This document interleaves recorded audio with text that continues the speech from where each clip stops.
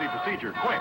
Yoo-hoo! And thanks for tuning in to another awful movie review. What are you looking at, Doc? Well, what do we have here?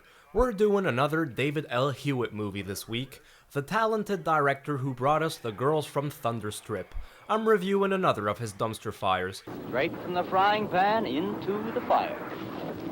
It's The Wizard of Mars, also known as Horrors of the Red Planet. If the Wizard of Oz was an Alabamian who had a weird, low-life inbred cousin, The Wizard of Mars would be it. It sure sounds like it. I don't know what it was with director Hewitt, but some people, you really shouldn't put them behind a camera. Once again, sci-fi has reached a new low thanks to him. But just before we get going, if there's a bad movie you'd like me to review, leave me a comment down below. Don't forget to like this video, subscribe, hit the notification bell, and let me know your thoughts and feelings on The Wizard of Mars. Forget it. Pushed out in 1965, this sci-fi takes place in the long, distant future of 1975. 4 space cruisers are forced to land on the Red Planet after something with their ship goes wrong. Well, I hope not. That'd mean we're really stuck. Having no other choice, they decide to wander off and explore Mars in hopes of finding supplies and maybe even some help. Of course, because of monetary issues, the cast and crew couldn't afford to actually shoot this picture on Mars. We had to go to Mars. We couldn't go to the moon like everybody else. So they opted for Fallon, Nevada instead, losers. Crummy desert. Every dune looks exactly like the last. Then enthralls a heart-pounding science fiction adventure, packed with intensity and thrills, as we watch the 4 astronauts standing, talking, walking. Oh look, some more talking. Oh, and more talking. Now they're sitting down. Oh look, they're back up again. Seriously, it's been a while since I've seen a film where so little happens. It's so quiet. Kind of eerie.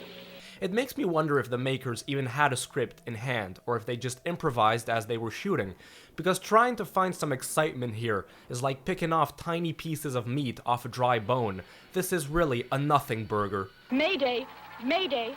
I couldn't help but roll my eyes when I saw the characters hitting with paddles those giant rubber worms which don't move. There is mention of spiders on the planet Mars. We get some space cobwebs here and there, but no Martian spiders. There's just mention of it, and then they forget about it. That's disappointing. Although, seeing how they made the giant worms look, I don't know what else I was expecting. Sure it'll work. No reason why it shouldn't. Is there? Not only does this make me want to go to sleep, but the quality is shamefully atrocious. While there aren't as many as in The Girls from Thunderstrip, there are still lots of junk cuts present in this film. After everything we've seen so far, I'm afraid of where we'll end up next. Why did director Hewitt keep making movies like this? The colors look also faded and washed up. It makes the cinematography feel very ugly. It reminds me a lot of Roger Corman's She-Gods of Shark Reef.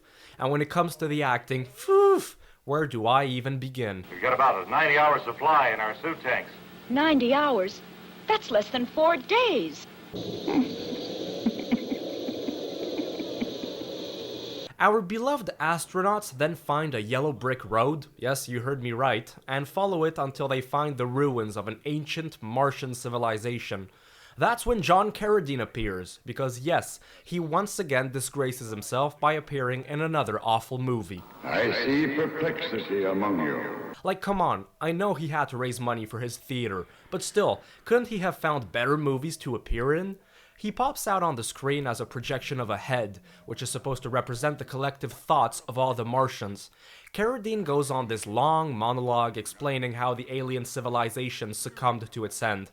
All that while having the background occasionally change and the Milky Way blocking half of its face. Seems to work okay. No, it really doesn't.